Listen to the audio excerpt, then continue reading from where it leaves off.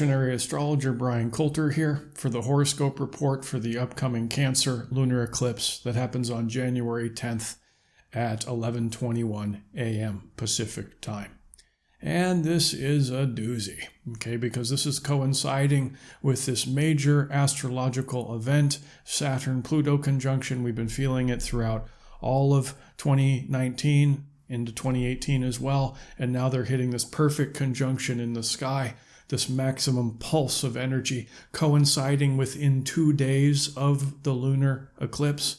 I'll also add there's 2 other planets next to Saturn and Pluto right now, Sun and Mercury. And then finally, last but certainly not least, we have the planet Uranus, which is stationing in the sky. Now, when a planet stations, it basically means from our perspective here on planet Earth, it looks like it's standing completely still in the sky. It's been retrograde the last 4 or 5 months, and the last couple weeks it's been slowing down, and now it's about to go direct. And when a planet is stationed, it's effectively supercharged. So that adds some extra juice to it, an extra lightning bolt, because Uranus is known as the planet of earthquakes and lightning bolts. So it gives it even some more drama to the mix. Saturn and Pluto haven't been in a conjunction in the sign of Capricorn for about 500 years. And what makes this significant is that Saturn is the planet that rules Capricorn. So it's in its own sign. So this makes for a very potent conjunction here with 2 planets that are already really strong together. The energy they represent is thick, it's oppressive, it's heavy, it weighs down on us. It's really hard to deal with. It deals with oppression and victimization of the powerless. This is all on the shadow side, obviously. And we're seeing that all over the world. I mean, the world feels like it's on fire, both literally and figuratively. You know, we're also having fire in the hearts of people, a lot of tension everywhere. And looking back in history, these 2 planets coming into connection with each other, whether it's through the conjunction, the opposition, or square to each other at a hard 90-degree angle, we see the start of wars a lot. We saw the Saturn-Pluto coming together at the beginning of the World War I, beginning of World War II, part of Vietnam War, the beginning of the Cold War, 9/11. So we see a lot of death and destruction with these 2 planets. Now, this is not a doom and gloom reading. I'm not predicting World War III. I always like to keep positive, keep the eye on the prize, which is a very Saturn statement. But I also don't want to be naive to the dark potentials either. Now, although these 2 energies of Saturn and Pluto collectively is very uncomfortable, it's hard-nosed and hard-edged, very weighty, everything has an evolutionary intention. Okay, there is a high ground. We can see the insanity ensue in human behavior through feeling the pressure of these energies. Of course, we're seeing that now, as to be expected with this class of event. But there's also a high end. And the high end of successfully navigating Saturn-Pluto is Saturn ultimately wants us to grow up, wants us to get wiser, and applies pressure on our psyches, on our consciousness, to test us, to see if we'll just repeat the past or outgrow ourselves. So the great prize of working with Saturn, at least positively, is maturation, integrity, dignity, self-respect, and wisdom. And we can get wiser. And we may have some tough experiences during this time, but we grow through those. Tough experience and wisdom gained are usually a paired set. And so there's growing pains in a Saturn time, because we're being called, both collectively and individually, to become wiser, to become more wizardly. And then this is complicated by Pluto. Pluto is always about our own inner wounding, our psychological, emotional, and karmic wounding, again, collectively and individually. And that wounding is coming up from the depths, from the unconscious mind, the substrata of the psyche, and coming out through our heart. And we're really emotional now. People are doing erratic things because of that wounding. But Pluto's always, yes, about wounding, but ultimately it's about the healing of those wounds. It's about transforming ourselves. And when those wounding come out through toxic egoism, it can be quite destructive. But Pluto's also about regeneration and restoration. Also, if we want to wring out as much evolutionary potential as we can out of this very heavy transit, it's important for us to have the desire to accomplish a great work in the world. That's a very Saturn thing, especially when it's in its own sign of Capricorn. So what's the great work? Well, a big part of it is dealing with our own wounding. And there is some high-end Saturn Pluto, which I'm about to get to in a little bit as well. But thinking about the great work, this is important, on a global scale. Now, Thomas Berry, a theologian from the 20th century, he actually wrote a book called The Great Work, which is deeply resonant with the energy of Saturn. And I'm going to read you a little passage out of it. In quotes, "History is governed by those overarching movements that give shape and meaning to life, by relating the human venture to the larger destinies of the universe. Creating such a movement might be called the great work of a people. The great work now, as we move into a new millennium, is to carry out the transition from a period of human devastation on Earth to a period when humans would be present to the planet in a mutually beneficial manner. The great work before us is not a role that we've really chosen. It's a role given to us beyond any consultation within ourselves. We are, as it were, thrown into existence with a challenge and a role that is beyond any personal choice. We did not choose. We were chosen by some power beyond ourselves for this historical task.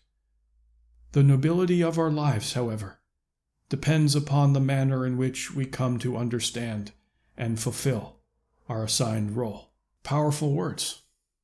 We need to save ourselves, save the planet. And I'll add to that from my perspective, now that I believe we're firmly cemented into the Aquarian age, which is a lot about the evolution of technology on one level. And I think the evolution of technology that we'll see in this decade will be the main reason we do save the planet, as we figure out ways to clean it up and have a more balanced relationship with it.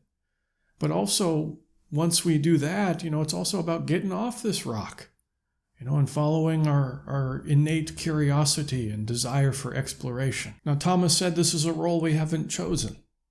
And I kind of disagree. I see his perspective, in this finite, highly flawed and damaged, ever-evolving personality profile that our soul is kind of squished into, trying to navigate, this planet Earth and this dense dimension in this kind of clunky avatar here. From that perspective, where we feel like we're not connected, we're all separate entities, and we're susceptible to all the negative subset of emotions. And these are all tools for learning. That's why we're here. But from that perspective, yeah, we haven't chosen that, right? It kind of seems like we're just thrown up in a victim of circumstance, caught up in the larger framework of history. Okay, yeah, I get it. But from the soul's perspective, this has been chosen. If you look to the work of Michael Newton, he wrote Journey of Souls, one of my favorite books. Exhaustive case study on the life between lives, as he coined it, where he would regress people into the spirit world. And the thousands and thousands of people would describe the same place. And from his research, he discovered that the soul actually chooses what body, what location on the planet, what parents to incarnate through, to put it on a very specific track in a very specific environment to learn certain lessons and to work through some karma. And of course, that includes, the time we're born into as well. So the soul knows, in terms of our collective great work, the soul knew that we're at a very pivotal point in human history. And this is going to sound a bit extreme, but this is how I've felt for quite some time. It feels as though we're in a race between enlightenment and extinction. When you just look how we treat ourselves and this planet, this is unsustainable. Anybody with a lick of common sense will tell you that. So things have got to change. We have to climb the scale of consciousness and come for more love and light instead of fear. So that's the great work of the collective. One of many, probably. That's the big one, though. What's on a more individual level? We could apply that question to our own individual lives as well. It's helpful to know where the Saturn Pluto is in your birth chart, where it's transiting through in your birth chart. And if you don't know your birth chart, you can find a free one online. Many websites have them. But you want to find where Capricorn is in your chart, especially from 20 to 30 degrees of Capricorn, because right now the Saturn Pluto is at 22 degrees Capricorn, and then they'll continue on. And then when you find out what house of the chart they're in, it'll help you a lot in terms of pointing your nose in the right direction of what your great work of 2020 is. Because if you accomplish a great work, it will manifest that maturity, that integrity, and self-respect. But the nature of a great work is it'll bring us to the edges of what we think is possible. Oftentimes, what has kept us from accomplishing those great works is our own fear, our own wounding. So Pluto's likely to get stimulated en route to accomplishing that great work. That's just the connection of the two. But we all have a great work. Now, sure, if it's in your house, that'll give you some clues. But if it's contacting some planets in your chart as well, it'll be even more powerful in your life. So is it in your first house? Maybe you have some important decisions to do in 2020, because the first house is about binding choices, new directions in the life. And usually what comes along with that is a sense of uncertainty, because you're kind of improvising a new direction. But it's about taking decisive action and doing what you need to do for your own existential freedom and evolution. Maybe it's in the 7th house, and the Pluto-Saturn in the 7th house can be pretty hard on our, close relationships. If we're married or in a long-term partnership, you'll see some marriages end during this because of the pressure cooker energy of Saturn-Pluto. But that's not really the goal here, is to just end and destroy relationships. It's to have the couple outgrow themselves collectively. The couple having growing pains. The wounding, stimulating each other's wounds, pressing each other's buttons tends to get more intense during Saturn and Pluto in your 7th house. But what's the great prize? If you mature as a couple, a deepening of your own commitment and vows together. And if you're single and is transiting through the 7th house, it's time to look at your own wounding. Time to look at all your relationships, all your close relationships, not just, lovers and stuff, but the people you can count on one hand. See how those can maybe grow, but also take stock of, your own wounding and how that's maybe kept you from being in a relationship. And your great work of 2020 is therefore to do some deep shadow work so that your soulmate will be ready to come to you. Maybe it's the 9th house of education. Maybe it's time to go back to school, get your master's degree or your PhD or whatever. Could be informal education too. Saturn says, how badly do you want it? It's going to take some self-discipline. It's going to take some hard work and consistency.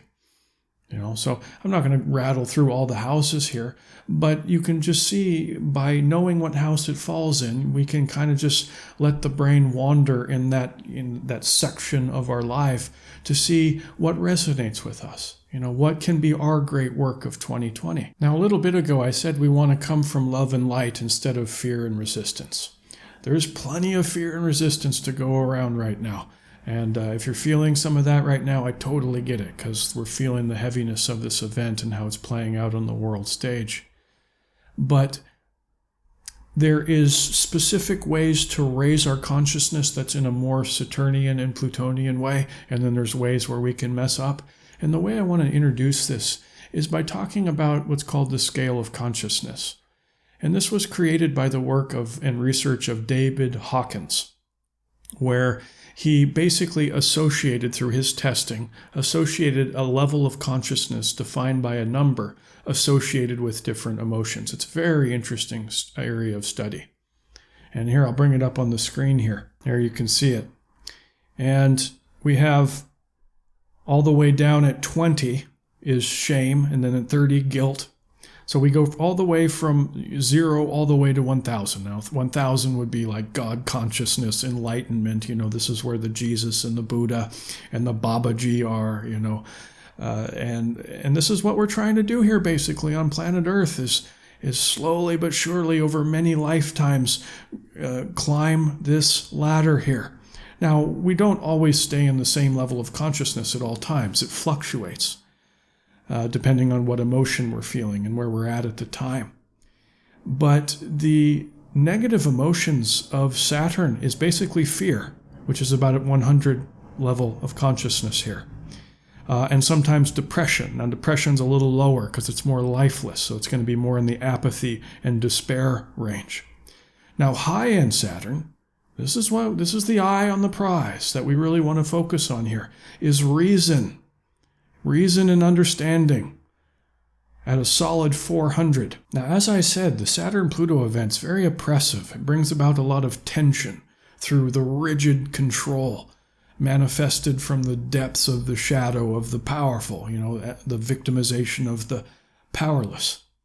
And we'll see commonly over and over and over again, whether it's a conjunction, a square, or an opposition, we'll see themes such as harsh oppression, constraint, trauma, dark consequences, intensely challenging contradictions and tensions. And this is all coming from our wounding, from the depths of our shadows, psychopathology.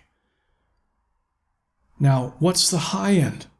What do we want to strive for, not only in our own lives, but on the big stage? What's good Saturn-Pluto really look like? Evolved Saturn-Pluto. Well, it's a greatly increased collective tendency to confront the moral shadow of humanity. It's a perfect time for moral reflection.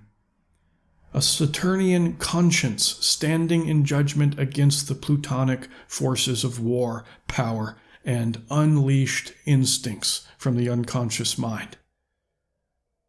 This reflects the positive expression of really the love-based soul expression, the part of us that is an extension of God, that's completely ineffable, that totally is in the moment. And we come from the soul that counters the toxic egoism and naming the ego-driven evils. And the Pluto archetype here can give intensity and depth to Saturn reason and judgment, and profundity to the moral assessment. Pluto is about speaking hard truths, and with moral confrontations with other people and ourselves, and hopefully on a mass scale. So in viewing the craziness that we're viewing now, it's like staying in reason, which is an expression of love and light, staying in reason, our own objectivity, instead of falling into the fear and the grief and the apathy. Or the anger. The anger has a little higher charge to it. It has some more life and juice to it. But it's not anything that's sub 200, under 200, is a low level of consciousness. And actually, the average of humanity, I think, is about 90 or 95. So it's really important for us to continue to climb this scale. I love using astrology to help me climb this scale of consciousness. Whether I'm looking at my own birth chart and understanding my gifts and my passions and my optimal trajectory or destiny, so to speak. Because if I were to go towards my destiny and really work with my sun, moon, and ascendant and all the other planets in my birth chart, I'm just more fulfilled and happy and feeling as though I'm having a life that's well lived, and in so doing, I'm less susceptible to depression and anger and all these low consciousness emotions. Or also, like now, like we're doing here today, knowing what energy is, filtering through our consciousness right now, and use the evolutionary intention to climb that ladder. It's so easy to just be afraid now and just sink down to that, sub 150 level. Or we can strive for the high end, that 400 level of reason. Okay? And sit and just, see the evil, name it for what it is, and choose something else and want something else as we accomplish this great work of humanity, which is, going more towards enlightenment and less towards extinction, basically. Now, I haven't even mentioned Cancer, this lunar eclipse in Cancer, and lunar eclipses are big deals, but, the Saturn Pluto's the headliner. That's why I wanted to spend so much time on it. But, of course, we can tie in the Cancer lunar eclipse as well. And to do this, we'll look at the chart here, bring it up on the screen. Okay, so as you can see up here at the top of the chart, you have the Sun, you have Mercury, you have Saturn and Pluto, all within 2 degrees of each other, and they're all in this opposition to the moon. That's what a lunar eclipse is. Here we have this full moon, Sun opposite moon. And this is a really strong moon. I mean, the moon is heavily afflicted by these 4 planets, putting a lot of pressure on our moon, which is our heart, it's our soul, it's our emotional world and subjective reality. But we must recognize here that the moon is the planet that rules Cancer, so it's in its own sign. So the moon represents emotional sensitivity, but when it's in its own sign, we turn up the volume to maximum in our ability to feel. Now, when we're getting wounding to come up from the substrata of the psyche, as I said, through the pressure of the Saturn-Pluto, this creates, and we complicate that by the fact that we're just feeling more intensely now, this creates a moodiness. So humanity's kind of feeling a moodiness right now. The best thing we can do with this moon feeling all this heaviness from across the chart, all this pressure and tension, best thing we can do is follow the direction or archetypes of Cancer, which is all about self-nurturing. It's about healing, not only self-nurturing, but nurturing of other people. The healer archetype. Moon is known as the Great Mother. So we sit the Great Mother before us, and she says, "What do you need? Come here, sit on my lap." We need to take care of ourselves. That will help us not to slip too far down into the fear. It's hard to be in reason if we're feeling so moody, So taking care of ourselves, taking care of other people, passing out Band-Aids. Some of those are emotional Band-Aids too. Do whatever it takes to heal your own wounds, lick your own wounds. Now, really, Neptune up here at 16 degrees of Pisces is really going to be our ace in the hole. Okay, because you can see how Neptune is in this trine aspect to the moon. A trine is a beautiful aspect. It's a 120-degree angle. And what that means is, what Neptune means here is it's very beneficial to this process of self-nurturing or healing in general. And Neptune is the god of the sea. I've said that before in other videos. It's a very mystical planet. It's a metaphor for the sea of consciousness. It's about spirituality. It's about meditation. Now, the best way to climb that scale of consciousness I talked about before is through meditation. And then, of course, using the tools like astrology can also be helpful as well on our mission for self-discovery. But right now, meditation can be our best ally. And since we want to cultivate more peace on the planet, what I recommend as a meditation exercise is get into a light or deep trance state or meditative state, however you know, whether it's just listening to peaceful music or binaural beats or just focusing on your breath for 5 minutes or so. You start to sink, you start to relax.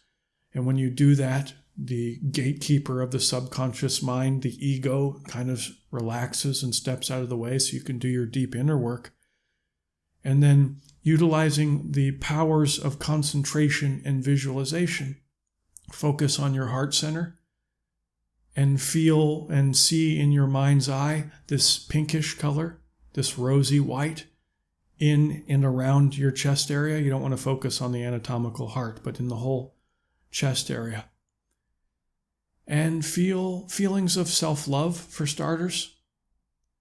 Licking your own wounds, emotionally speaking, and just feel the self-love. Feel love for people in your life as you visualize this color. Even more powerful, feel love for those that you're feeling tension with currently in your life, or bitter rivals. Yeah. And then extend that white, rosy, pinkish color out onto the planet. Visualize the planet in your mind and surround it with this pink aura. And try to hold that visualization for a good 5 to 10 minutes. And believe it or not, it helps. It's been proven scientifically that meditation on world peace actually reduces crime. There was a study in Washington, D.C. where a group of meditators came in, and they came in, I think it was summertime in Washington, D.C. And of course, the police departments have statistics on how much, average crime there is per season and whatnot.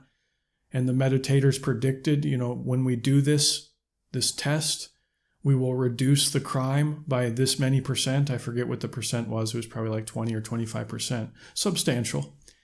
And they came and they did it. And it was almost exactly accurate right to the percentile. And the policemen were like, pretty baffled by this. So it's been proven that meditation and intention, and especially feeling those feelings of love and compassion that are way up high on that scale of consciousness, affects other people. It affects matter. The fellow out of Japan who was, I forget his name, but he was doing work with the water crystals. And you take the crystals of water and you look under a microscope and you look at really toxic water and you can see how nasty it looked. But he'd run an experiment where people would meditate and send it peace and love, and it would change the water into these beautiful crystalline structures. So it's been proven many times, and this is a method that we can tap into this Neptunian energy for the intention of Cancerian healing in the face of the insanity of the world and things crumbling around us. And for those of us that's having Saturn and Pluto affect our own personal birth chart in a big way, we're feeling the pressure in our own personal lives too. And we're getting triggered a lot in all this. But we always want to remember the great prize, which is ultimately healing from our own wounds and maturing. And finding a way to heal ourselves, heal other people through different levels of consciousness and meditation is really going to help us a lot right now. It'll be very handy. So that's the evolutionary intention, with the goal always being to expand our consciousness.